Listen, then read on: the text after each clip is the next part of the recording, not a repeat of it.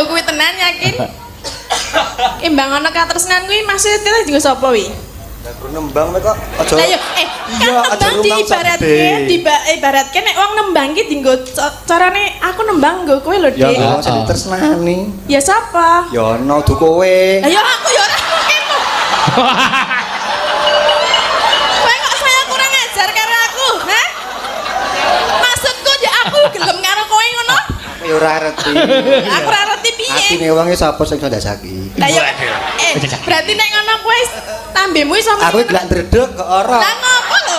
Kene ming dingono wae ndredeg, kandene kok malemen.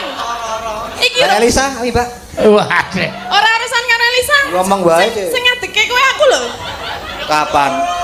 Kok kapan piye to? Mas jodoh apa wis ngadeg?